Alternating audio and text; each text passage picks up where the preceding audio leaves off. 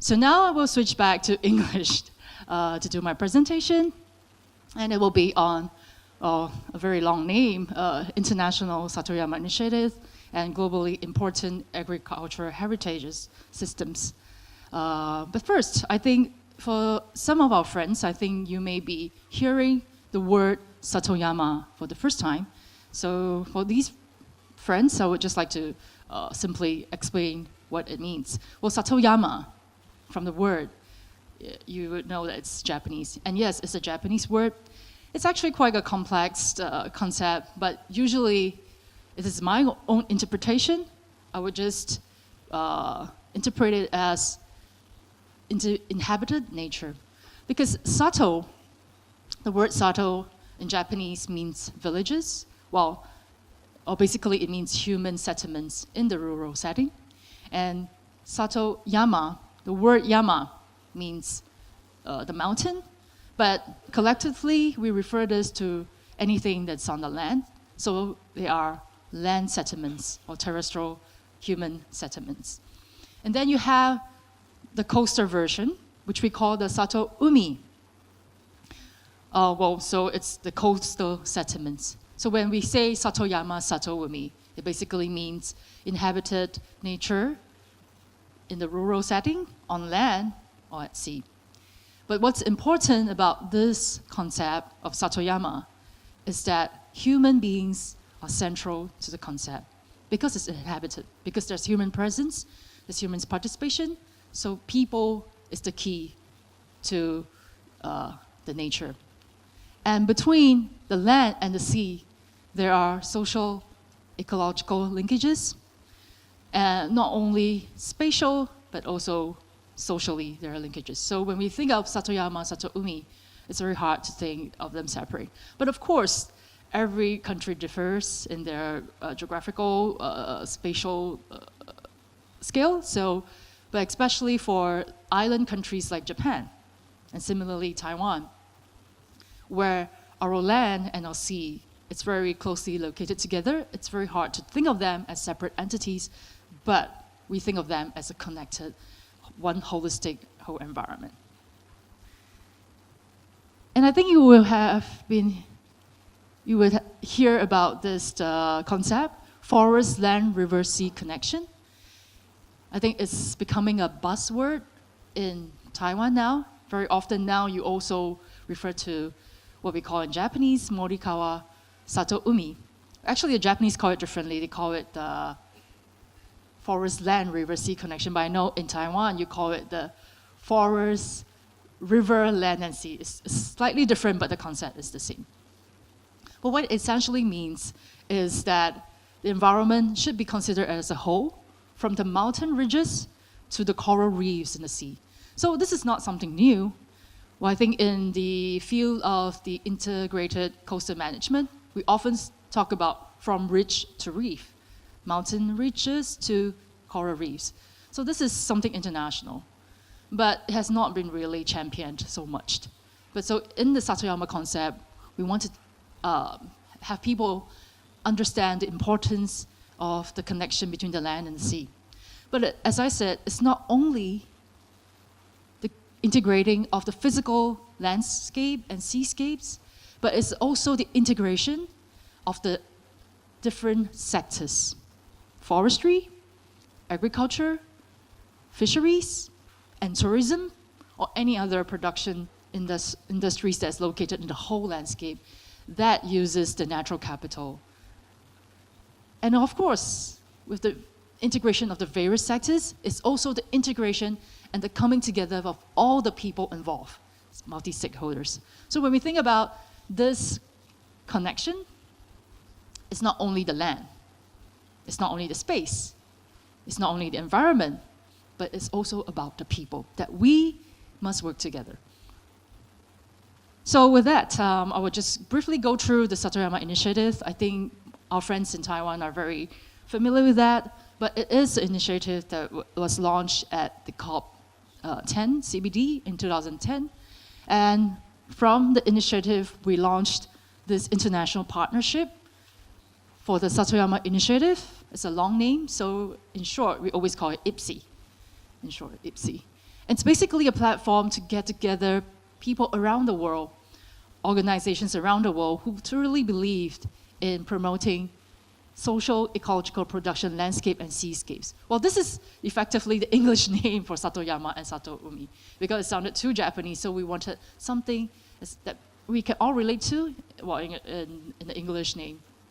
And it's a very long name, so we call it SEPLS for short. So I'll be using SEPLS in my speech, so you know that I'm referring to actually Satoyama Satoumi.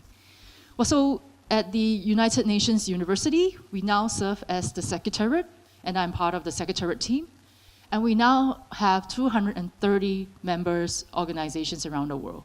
They can be government, they can be NGOs, NPOs, university, individual community, not individuals, but community groups, anybody. So, and it's free, the membership is free. So you just need to send us an application form and tell us what you're doing, a good case study of what you're doing, and then we will review it and we will welcome you to the family. And this is a platform that promotes networking, collaboration, and also research. And as my colleague Raj mentioned, which Taiwan is also very actively involved, and we are very thankful about that.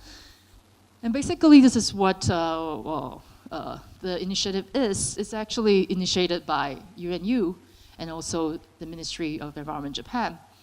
And our aim is to realize this global effort to realize societies in harmony with nature and promote the understanding of SEPLS. Because we truly believe that it contributes to the well-being and the conservation of biodiversity. So this is just a rundown of what we do. We manage projects, we also manage the network, and we also give some advice to national networks around. We have Japan national networks, we also have the Taiwan national networks, which you call TIPSI. Yeah. And so the landscape approach and its benefits, we believe that because SEPLS support biodiversity by providing us with goods and services needed for our well-being, and we believe that it has to be a mutual benefiting relationship between human and nature. And it doesn't have, and it should not be just a landscape of a mono production. It should have a diverse production. So it have to be a mosaic of habitats because diversity increases your resilience to change and environmental shocks. And also, it's just not only conserving the environment, because we know that with human presence, there will be culture. People stay there to develop a love for the place, and they develop a love for one another. So they would form their own culture. And through living in that environment, they will develop knowledge over the years. These traditional wisdoms that they will pass on to generations, and in turn forms the cultural identity of that place. So we believe that SEPLS not only conserve the environment, but it also create the community. And so this is some of the work that we are doing at IPSI, which I won't go through in details today.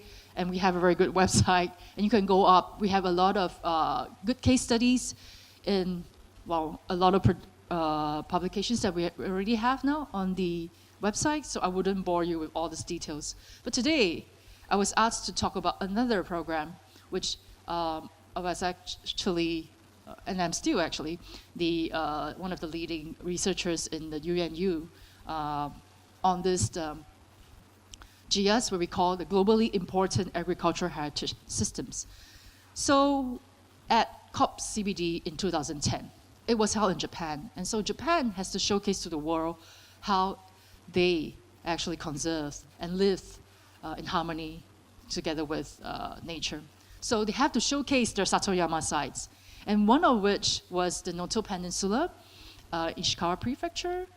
And these people were living a lot, were still keeping a lot of traditional way of agriculture, but they did not find that it was something really unique or special. But at COP10, it gave them the opportunity to welcome international audiences and people to visit them. And through the foreign eyes, they were shocked to learn that, wow, tradition is something so special, and that people encourage them to go on with their traditional way of living. And that sort of inspired the local communities, including the local governments, to want to do more. But after COP10, then what's next? So at UNU, we thought about how we could then take the SEPLS of Japan, for example, the case of Noto, to a further step. And then my boss, he used to be the senior vice rector of the United Nations University. His name is Professor Takeuchi, in Chinese, 武内和彦教授. So he thought, he knew about the FAO's, the United Nations Food and Agriculture Organization's initiative of the GS, the Agriculture Heritage, and he looked at the principles and he think that although this GS initiative at that point was only meant for the developing countries, these principles can also be applied in Japan's context. And so he liaised with FAO and say that Japan would like to consider applying to GS. And at the same time, UNU, we worked with the local people of the Ishikawa prefecture and there's also another destination at the same time. It was in Niigata prefecture, Sado, Xinxie Xian, Zuodu-dao. And we worked with the local communities and we encouraged that you can try to have this application, and we did try, and successfully they were designated in 2011, Noto here, and also the other site, Sado, which is the first designations for a developed country. So just for many of you who may or may not have heard of GS before, it is now an official FAO program in 2016. And now, but we only have about 52 designations over 21 countries, and you can see from this map, it's mostly concentrated in Asia. And yes, 3/4 of the designations are now still concentrated in Asia. And we finally have our first European GS designations in April this year. Now we have Italy, Spain, and Portugal coming on board too. So there is a global movement to expand this concept of agricultural heritage systems on the global scale as well. And to give you a little bit background about GS itself, it was first started as an initiative for just like a project for 5 years or something at the at the Earth Summit in Rio in 2002. At that point, it's when the world has started to come together and seriously think about sustainable development. And so FAO, as one UN organization, also thought about how we can actually also conserve these traditional agricultural systems of production. But of course, FAO's mission has always been to eradicate or solve hunger issues. Agriculture intensification was also necessary then, but at the same time, we also understand that not all landscapes are suitable for this kind of mass production, mass agriculture. And very often, there are many, many smaller scale agricultural systems, often traditional, although look primitive, doesn't look too efficient, but they actually conserve more culture, knowledge, and all the principles and concepts that what makes agriculture, more important than just producing food. So FAO rolled this initiative out and to try to provide a framework to safeguard these often marginalized traditional agriculture systems. So this is still an old definition, but still a working definition of GS by FAO now, is that there are remarkable land use systems and landscapes which are rich in globally significant biodiversity, which all evolve because of the co-adaptation of this community with its environment. So, and it's all for sustainable development. And so why does a developed country needed GS. It was first meant to be a program meant for the developing. Well, to Japan, their traditional agriculture, forestry, and fisheries that maintains their SEPLS and the traditional culture and biodiversity are thought to be very important assets of their own country. But they are also at the crossroads now because they face the crisis of inheritance because of overage societies, depopulation, and just young people don't want to be working in the primary industries. But Japan is also a very small country. Well, when Japan compares itself to other countries, it knows that it cannot produce as much, produce a lot of agriculture products. It doesn't see itself a major agricultural country. But as my boss, Professor Takeuchi, puts it, Japan is not a major agricultural country, but it is an agriculture superpower, which means the foundations of the country, the identity, is based on the fact that because Japan is an agriculture-based society, so they are rich in agriculture's culture. So it is important to keep agriculture because it keeps the identity. So with that, we have to really come back and think about the way of life, the traditional way of life.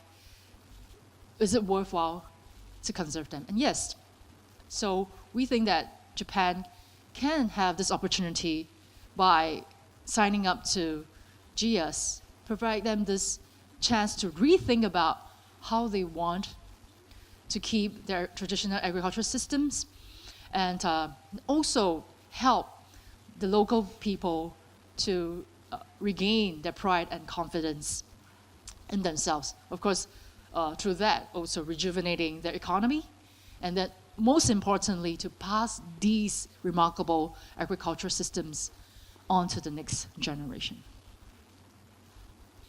And so now, by 2018, there are 11 GS destinations in Japan. And I believe most of our Taiwanese friends love Japan and visit Japan very often. But you may not have heard of these places in Japan. So I strongly encourage you in your next holiday to Japan, try to go to one agricultural heritage systems. And I think you will have a totally different experience from your conventional tourism experience in Japan. They are spread all over the country now.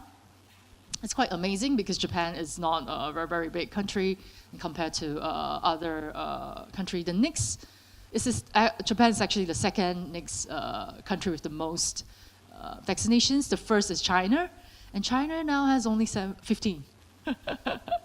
Well, China has a national vaccination system, and there are 93 in the national system. So China has a long list of potential GIs coming on our way. But you see, like Japan, actually people are trying to rethink about how they should value their traditional systems. And so what is GIs, and how are they even recognized? Based on what kind of criteria? So in GS designation, this whole graph here basically sums up what we are looking for when we are looking at GS. Well, first, because it's globally important, you have to have some global significance. And when we look at it in terms of historical and contemporary relevance, and whether it's sustainable, it has to be sustainable. And also the biocultural diversity. So this is another new term that I'm talking about. It's not only biodiversity, but it's also with the cultural aspect. So it's the biocultural diversity, because central to this biocultural diversity thinking is that men, often we decide what happens to nature because of what we use and how we engage with biodiversity. So culture and nature goes together. So this is biocultural diversity, this concept. But basically, we always look at the 5 main criteria that we asked of the applications. Here being 1, food and livelihood security. 2, agrobiodiversity. 3, local and traditional knowledge systems. 4, the culture, value, and social organization, and 5, the landscape and seascape features. And then also you will have, well, to give us an action plan. Telling us how good you have been doesn't make sense. You also have to tell us what will you do from here. So the action plan now is highly important. When FAO, when they consider your application, they also look at, so what kind of policy strategies, what kind of multi-stakeholder mechanisms you have that you are serious about conserving your GS. So we need a very good action plan here. But I'll go through with you the criteria. So for the first criteria on food and livelihood security, I would personally interpret this as the economic aspect of the criteria. So agriculture, and when I say agriculture here, I just want to say that in FAO, when we say agriculture, it also means forestry, fisheries, livestock, breeding, everything is considered as agriculture. So when I say agriculture, I actually mean all the industries. So agriculture is important not only as an industry, but when in producing food, but we also have to think of the livelihoods that's connected with it. And it has to also be able to supply stable food for the local people. And it's not only the primary industry itself, but also the secondary ones like the processed foods and everything, or the retail, or the restaurants, or whatsoever that are interrelated or dependent on agriculture sector. So this is where we think it's the economic side of the criteria. But of course, traditional agriculture systems is not only about production, it's not only about the money or the food. The second criteria comes to remind us that agriculture is also important, because we also have to look at agriculture biodiversity. So to me, this is the ecological and biodiversity aspect of the whole system. And what do we mean by agrobiodiversity?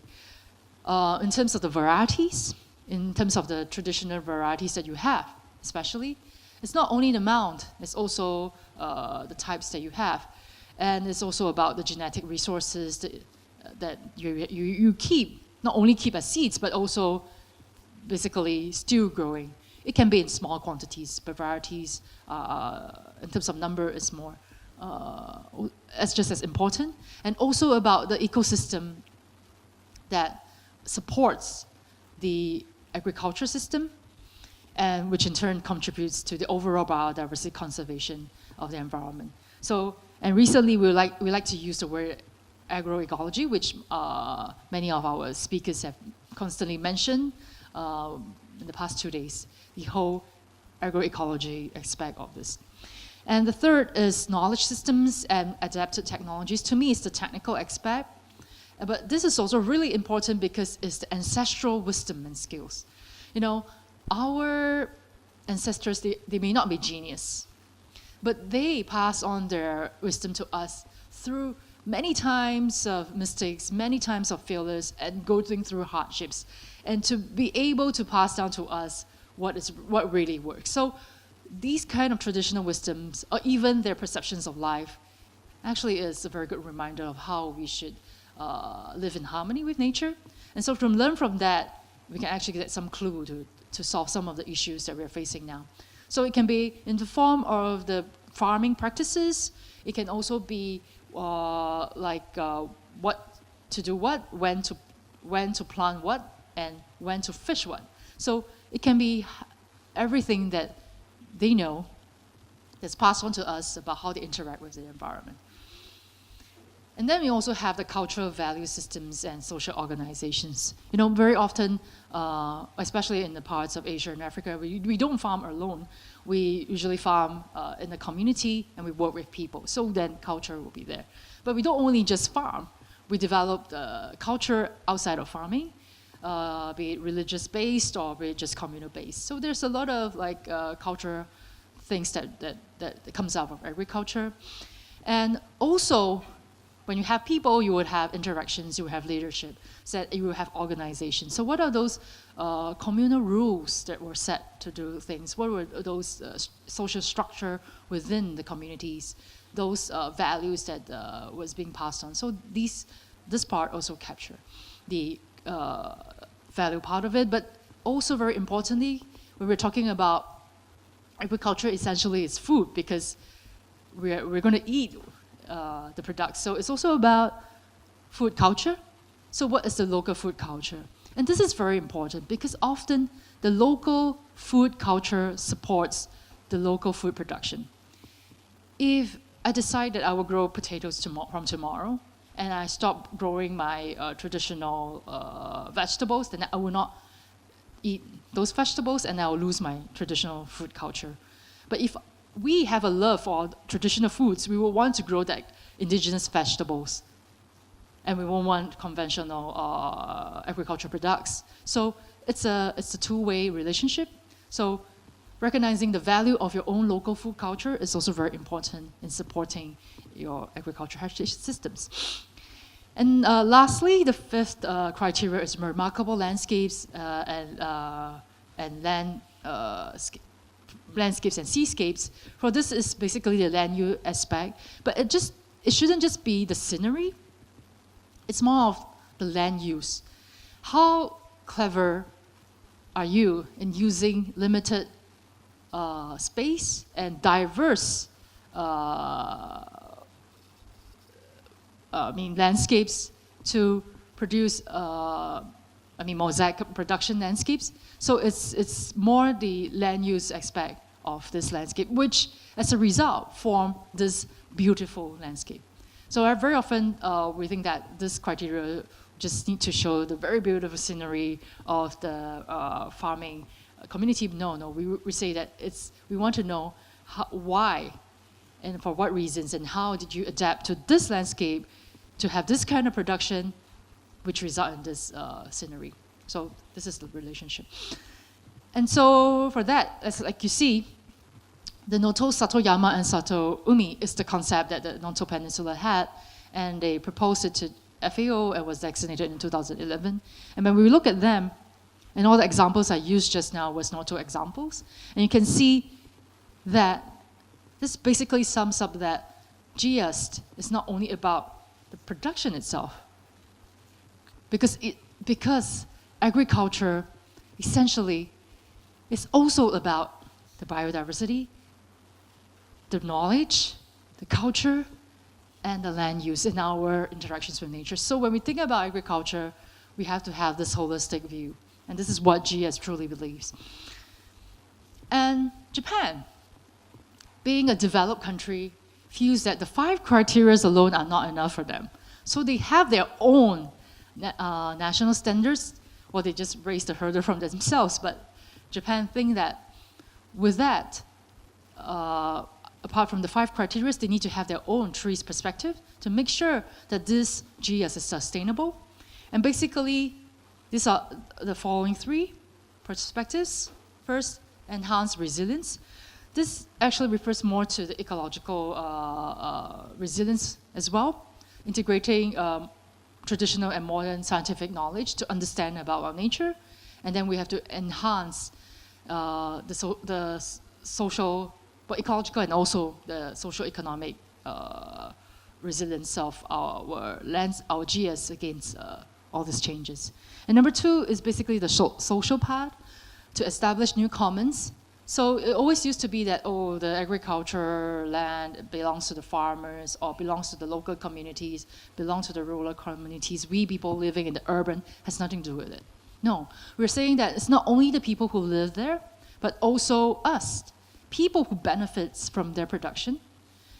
So we, the people in the urban, would also have a responsibility to also support them. So this urban and rural linkage is just very important for us to form this multi-stakeholder, or what we call new commons, kind of working relationship.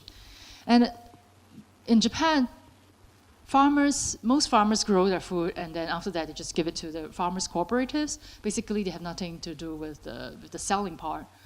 But this has been so and I wouldn't say that it wasn't good, but the thing is that now, if farmers think that they want to make their products more known to the public directly, or they want the public to see their faces, they can actually try to go on to do direct selling, or create more innovative way of selling their products. So we encourage them, you can create new business models to add value to your products. You do not have to sell your products through the conventional way. So we encourage them to try on this. And what is GS? There's so many, there's now 52. But basically, we can categorize them into 3 types, which I would think that those that are based on designated based on farming practices, or on genetic resources, or as a landscape land use system. So basically, these are the 3 kinds of GS that we are seeing so far. And very often I'm asked, like, so what makes a GS? What do you recommend as a GS? And I would tell them, the GS must first have a story to tell. Oh, please, we want to be GS, but please tell us why. So you must be able to say why and how this system has been formed. And why does it continue to exist? And why should it continue to exist? So what relevance it have in the future? But also more importantly, what is your vision? What do you want to say? What is your message? There's so many GS in the world, but what do you want to say from your GS? That we are sustainable. Oh, sorry. Okay, I did it again. So someone turn this on back for me. So can someone turn this back on for me? So we must have be able to tell us why it continues to exist. And then GS must also be unique in a sense, because there are many similar systems in the world, but you at least tell us how is it different from other systems that has been designated so far. Okay, thank you so much. Thank you so much. Okay. Okay, I'll just keep on going back. And they must be representative, at least representative of your country's agriculture. Well, I'm not trying to say that sometimes the applications are political. Some people who just want to just raise their hands and we are better than others. But the country, at least, have to first recognize and evaluate them that this is representative of the country. So actually in GS, the applications come through FAO through the Ministry of Agriculture.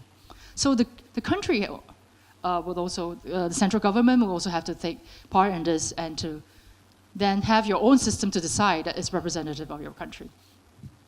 Then it should also have a certain length of history. Well, this is still debatable, but for example, China would say that at least all our national systems, our global system should have at least 100 years of history. Well, in Japan and Korea, they would take it around that, but we would think that at least after the Second World War, at least 70 years or 80 years is okay. And it should have, it should include interactions with the wider environment, so it's not, oh, I'm only doing agriculture. So the main concept of my GS is agriculture. Well, yes, your core concept can be agriculture, but you should not ignore your interactions with forestries or fisheries if your system is located near to other relevant or related sectors. And it should not focus on the product, but the produce. This may be a little difficult to translate, but very often we're saying that, is it about the wine? Is it about the cheese? It's not the wine, it's not the cheese, it's the grapes, it's the milk. So we have to focus back on the production itself first, rather than the product. Although the product supports the produce, we know, but because GS looks at the production system, so it's more on the produce. And of course, we must have the political will of the local governments and the central governments to commit into this. But also importantly, we should have the commitment of the farmers and the stakeholders to participate to ensure sustainable conservation. And also, personally, I feel that the system must have the potential for young generations to inherit it, which means that you're certain that by having this destination will give you the opportunity to relook at your value of the GS system, but at the end of the day, are there young people interested? Will your young people be interested? And are you giving a chance for them to be involved? Because a real heritage is only a heritage if it is inherited. So people often forget about this, heritage, but if it's not inherited to next generations, it's not a heritage. It's just a monument of a past. So, so what happens to Noto after GX designation? It's into its 7th year. For example, then people start to have eco-friendly cultivation certifications, which is a good start, because before that, farmers don't think they need to. Eco-friendly cultivation, no, I don't think we're good enough, because Noto itself is quite a well-known rice production area, and people known for good quality, so they don't think that they need to do something further. But after the designation, after the international interest in them, then the farmers, together with the farmer cooperatives, came together, and they said that, okay, we should do more, and then they started to go on branding their products, but also moving towards more eco-friendly production. And then, of course, it's not only in terms of the products, but also they start to work with other designated GS, and they also hosted the international forum. So it encouraged more interactions, and that, in the process, further revived the confidence of the people. Okay. And then, of course, there are many other schemes around Japan. I'll just briefly go through certification schemes of products, which it's now on the GS site level. There's not international certification scheme yet, and I don't think that will be. But also in terms of the agriculture, tourism related activities, they find it an opportunity to boost their tourism in terms of agro-tourism, eco-tourism, or green tourism, or blue tourism, in that sense. And you know, the Japanese, they're very good at design. So they start to design their individual logos. And these logos actually work quite well because they put it on their banners everywhere in the streets. And the local people actually didn't know that they were vaccinated. So seeing that every day, reminds us that we are an agricultural heritage site. And then they started to collaborate with other GS sites within Japan. And even, for example, this site in Shizuoka that grows tea, collaborated with GS that grow rice, and they make the brown rice tea, something like that. Then they have also products collaboration between them. And then as the network grow bigger, then they come together and have trade fairs in Tokyo, Osaka, big cities, which one prefecture or one GS site alone probably wouldn't be able to do that. And then there's a lot of things I want to say about GS, but I couldn't, but I have put it into the book. And you can download it on the United Nations University website. I put the QR code here, but I don't know whether you can scan it from where you're sitting. It's free for download, so I hope that you can have the opportunity to read. Basically, in this book, I put together the voices of many of the farmers, the people who are on the ground. Why do they want to come onto GS? So I want you to maybe take some time to see and understand why they want to come on GS. So can I turn the page? I thought this would be printed, so I left it here for you. But anyway, so I'm counting to 3, 3, 2, 1. Okay, so what I want to say is that GS should have a multi-stakeholders participation. So it's no longer about only the farmers, the fishers, the local government, the people, the local residents that have nothing to do with farming also, and the urban residents like us, but also the media, the academia, everybody who benefits from agriculture. We should all be creatively thinking on how we can play a part to support GS. And I have some questions from my Taiwan colleagues that because you are not part of FAO, then you cannot sign on to GS. But if you think that GS works for you, you can actually take GS criteria as a reference And then I strongly encourage you to think of national systems of agricultural heritage systems, because it's not only the GIAS platform that you can have international exchanges with other countries. For example, UNU is the Secretariat for Japan, for the East Asia Research Association for Agricultural Heritage Systems. Again, it's a long name, so we call it IRAS. And this is basically a platform of researchers, the academia, and also the practitioners to interact. And I think Professor Li Guangzhong, you have attended the conference in China last year. So if you have a national systems and you have a network, you can have about bilateral exchange, and you also have a multilateral exchange. So I think the opportunities are there. So I would strongly encourage you to think of how you can, on a national level, search for and conserve your GIAS. And GIAS, because this is a United Nations FAO's program, it contributes to SDGs, and I wouldn't go into details here. But if you look at all the criteria, they actually input to certain SDGs, and as a program on the whole, it actually contributes to the 17 SDGs. And recently in FAO is also thinking about how their initiatives and projects interact with one another. So these are the keywords of how we're thinking how GIAS can actually contribute to the work to agroecology, climate change, agrobiodiversity, and other initiatives. And I personally have written a piece for FAO on agroecology, featuring GIAS, and this can be downloaded on their agroecology portal. And well, this is one video that I don't think we'll be able to show you, but it's about the Shizuoka tea production landscape.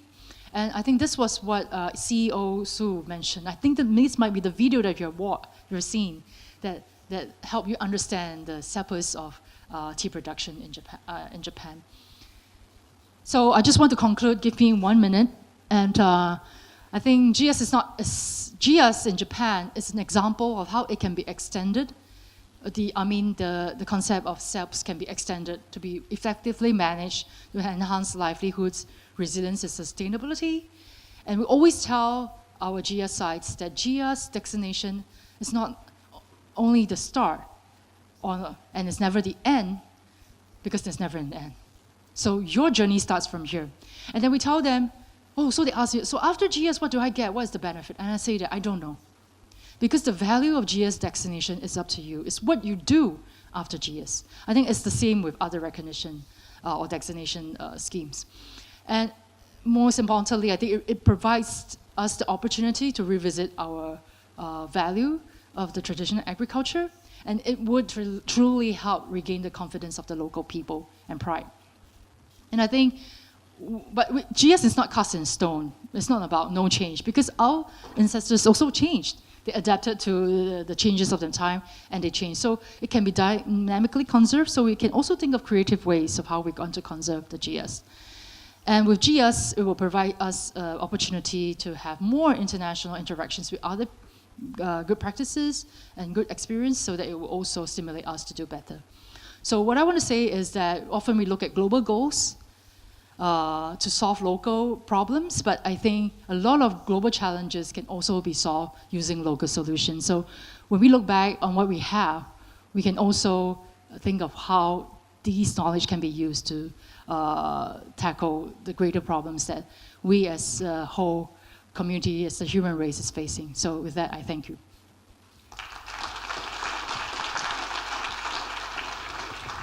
谢谢我们这个英芳博士。有时间吗？有时间吗？有一个问题吗？需要大家？因为我应该是讲到55分哈。